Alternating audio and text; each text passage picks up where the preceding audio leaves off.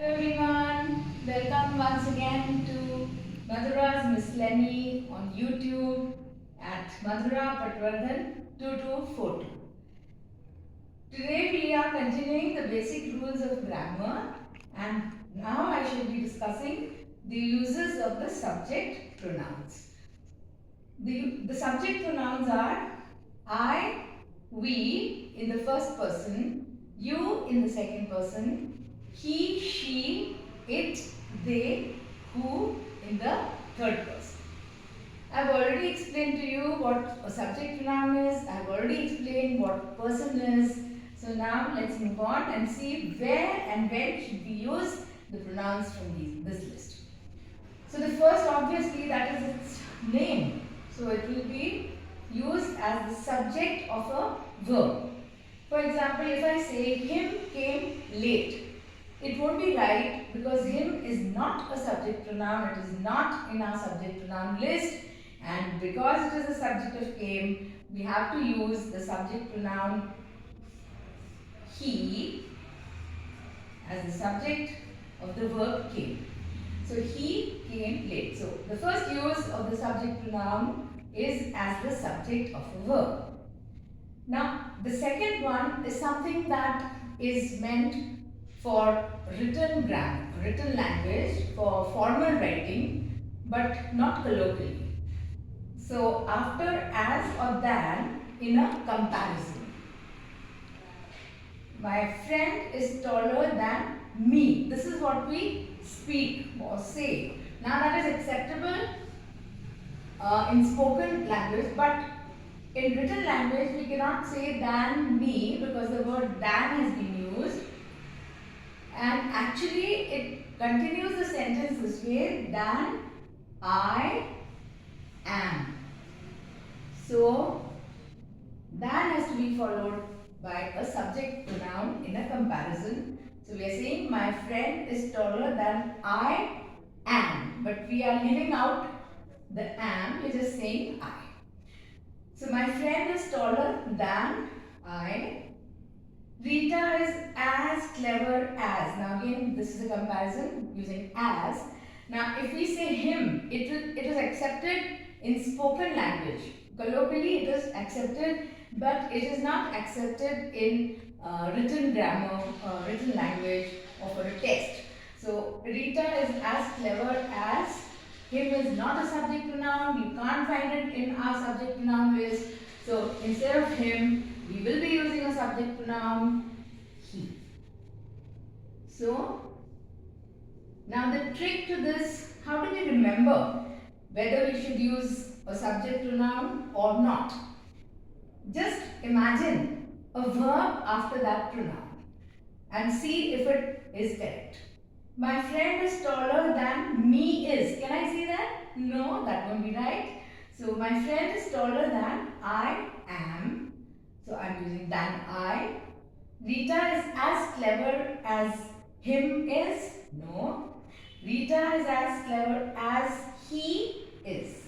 So we'll be using subject pronouns after a comparison in which as or that have been used. And the last use of the subject pronoun is after a be verb. So a be verb is the family of verbs which have different forms. So we have be as in be on time. Here I am using it as an order or instruction. Am, is, are present tense be verbs. Was, were are past tense. And shall be will be our future tense. Then there are some other verbs which are called helping verbs or auxiliaries, where also we use be, such as can be, might be, could be, etc. So after a be verb also we must use a subject pronoun. For example, suppose you ring your friend's doorbell or you knock on your friend's door, and from inside he asks who is it? Invariably we say it is me. It's me at the door. But here again it is not correct to use this pronoun, which is an object pronoun. We must use, because is a be verb. See, it is in our be verb list. So is this a be verb and it must be followed not by an object pronoun but by a subject pronoun. So the counterpart of me is I as a subject pronoun. It is I at the door. Now this sounds very odd because we are not used to it, but if we are going to write a test, for example, if we are doing GMAT grammar, we have to use this form. One more example, that will be the courier. Okay, so now here you have will be a be verb. The courier, let's see, that will be, can we say him?